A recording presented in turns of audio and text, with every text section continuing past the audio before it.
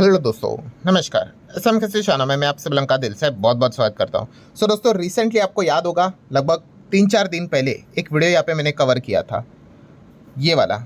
ठीक है, और ये वाला वीडियो काफ़ी लोगों को पसंद भी आया और काफ़ी लोगों ने रिक्वेस्ट भी किया, सर इसी प्रकार के टॉपिक को ज़्यादा कवर कीजिए।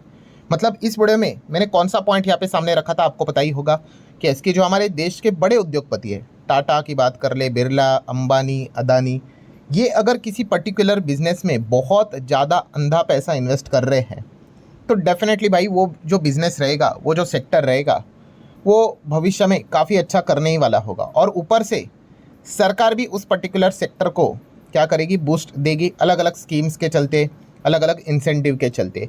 उस बड़े में हम लोगों ने तो रिन्यूएबल एनर्जी की बात की थी कि कैसे बड़े बड़े उद्योगपति, अदानी की बात कर ले, रिलायंस, टाटा, जेएसडब्ल्यू ग्रुप, मैंने आप लोगों को दिखाया था कि कितना अरबों खरबों इन्वेस्ट कर रहे हैं रिन्यूएबल एनर्जी सेगमेंट में।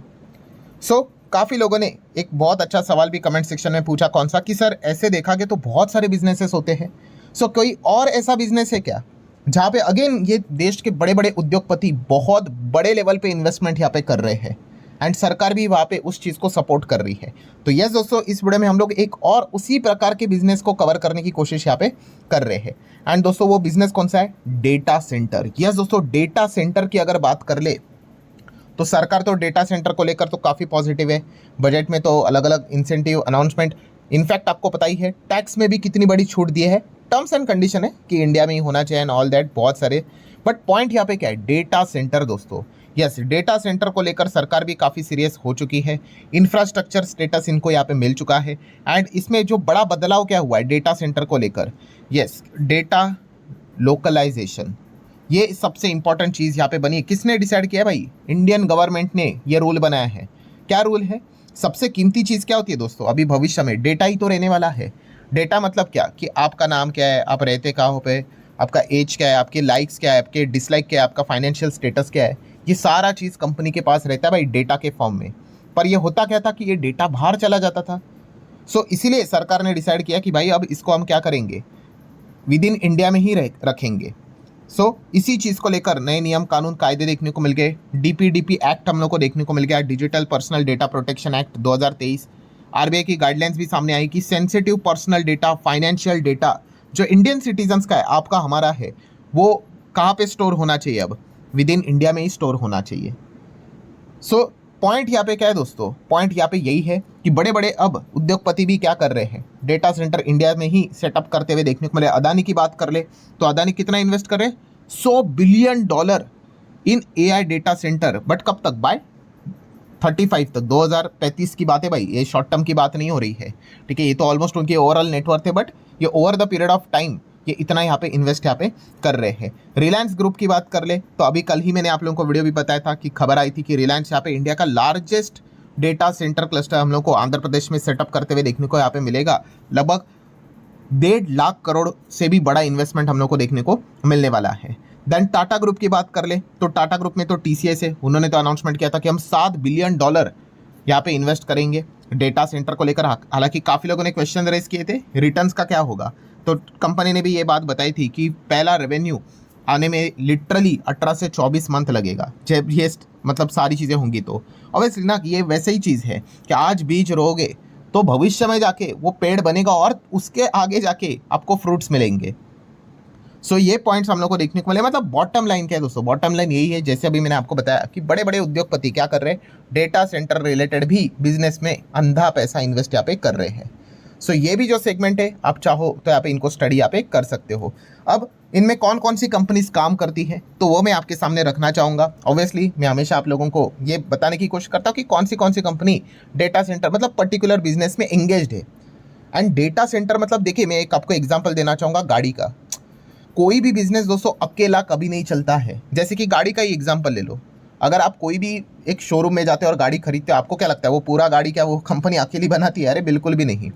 100 चीज़ें होती है उस एक पर्टिकुलर चीज़ में। जैसे टायर किसी और कंपनी का होता है, गाड़ी का जो कांच होता है वो कोई और कंपनी का होता है, जो सीट होती है वो कोई और कंपनी बनाती है, स्टीयरिंग कोई और बनाता है, अंदर की जो वायरिंग होता है वो कोई और बनाता है, पेंट कोई और करता है, डिज़ाइन कोई और करता है।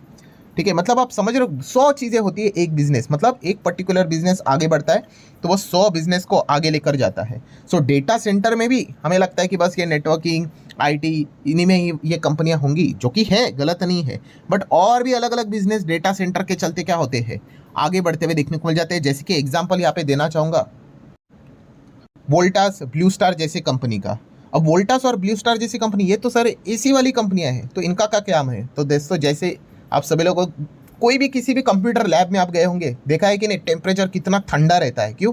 यस, बहुत सारे जो सर्वर्स रहते हैं, ओवरऑल जो प्रोसेसर रहता है, सारी चीज़ों को ठंडा रखना पड़ता है भाई। वो गर्म होगा तो भाई वो चलेगा नहीं भाई, आग भी मतलब खराब भी यहाँ पे हो सकता है। तो डेटा सेंटर में भी दोस्तों वही चीज़ है कि सबसे इंपॉर्टेंट चैलेंज क्या है कि भाई टेम्परेचर को मेंटेन करना। तो वोल्टास, ब्लू स्टार भी प्रिपेयर कर रहे हैं टू कैप्चर कूलिंग डिमांड। कहाँ पे? डेटा सेंटर में। अगर मैं आपको वोल्टास की एक वेबसाइट, इनकी ऑफिशियल वेबसाइट है, उन्होंने भी बताया Voltas expand it's presence in India's data centre cooling market. अब समझ रहे हो कि कैसे यहाँ पे एक बिजनेस जब ग्रो होता है तो वो 100 चीज़ों को जन्म देता है। तो ये चीज़ें आपको समझ में आनी चाहिए, ऐसा ऊपर ऊपर से नहीं देखना होता है, बहुत डिटेल में जाके चीज़ों को कंसिडर करना होता है। ठीक है, तो ये पॉइंट्स यहाँ पे होते हैं दोस्तों। देन अगर बात कर ले तो वायर केबल, इतना सारा डेटा सेंटर यहाँ पे रहेगा तो ये चीज़ें रहेंगी ही। तो वायर और केबल में कितनी सारी कंपनियाँ हैं, Polycab, RR Kabel, KEI industries, Sterlite technology, Finolex cable, बहुत सारे, पैरामाउंट कम्युनिकेशन, बहुत सारी कंपनीज मिलेंगी। तो सडनली इनके लिए एक क्या हो जाता है, दरवाज़ा ओपन हो जाता है। हाँ, अब उस दरवाजे जो ओपन हुआ है उसका फ़ायदा कौन उठाएगा भाई, वो तो एक देखने वाली बात होगी कि कितना मैनेजमेंट यहाँ पे कैपेक्स करता है, उस पर्टिकुलर सेगमेंट में एंटर यहाँ पे करता है, वो तब पता चलेगा। ठीक है, हमने देखा नहीं है कि बहुत सारे चार्ट पैटर्न ऐसे रहते हैं, नॉर्मल, और देन सडनली वो भागते हैं। क्यों भागते हैं? क्योंकि उन्होंने पर्टिकुलर एक चीज़ को ग्रैब किया होता है और उसका फ़ायदा उनको मिलता है। तो जब तक आप वो चीज़ को बिजनेस लेवल पे नहीं देखोगे तब तक आपको ये चीज़ें प्रॉपरली यहाँ पे नहीं समझेगी। ठीक है, आप कहोगे सर एक कोई तो स्टॉक बता दो जो रॉकेट बन जाएगा, ऐसा नहीं होता है भाई। चीज़ों को बार बार रिव्यू करना पड़ता है।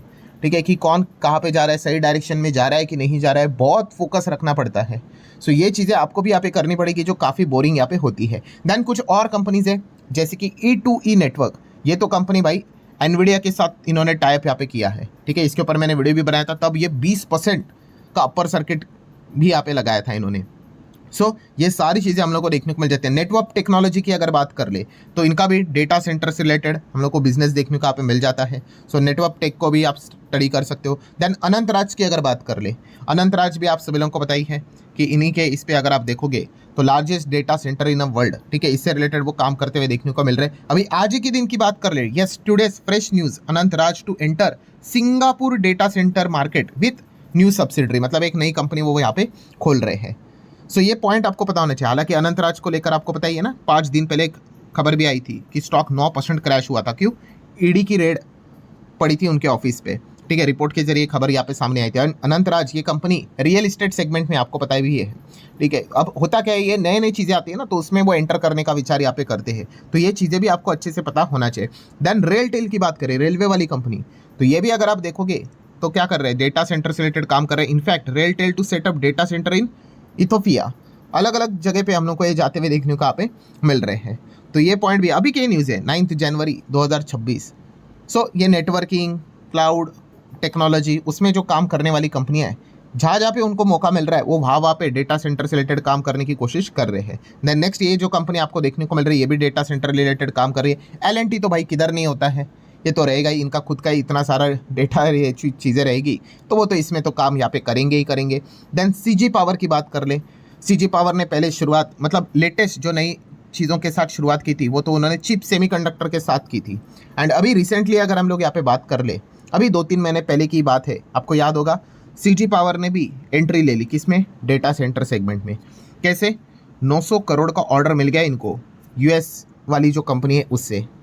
तो मतलब अगेन कंक्लूजन दोस्तों यहाँ पे क्या निकल कर आता है कि जो आप ये पूछ रहे थे कि बड़े अंबानी की बात कर ले, अदानी की बात कर ले, टाटा की बात कर ले, बड़े बड़े उद्योगपति की बात कर ले, तो और ऐसे कौन से बिजनेस है जहाँ पे ये ज़बरदस्त पैसा लगा रहे हैं, इन्वेस्ट कर रहे हैं, सरकार भी सपोर्ट कर रही है, तो डेटा सेंटर भी उसी में हम लोग को आते हुए देखने को मिल जाता है। तो अगर आप चाहो तो इस सेक्टर को भी स्टडी कर सकते हो, सेगमेंट को स्टडी कर सकते हो, इसमें भी बहुत सारी कंपनियाँ हैं और भी बहुत सारी कंपनियाँ भविष्य में एंटर करने का विचार कर सकती है।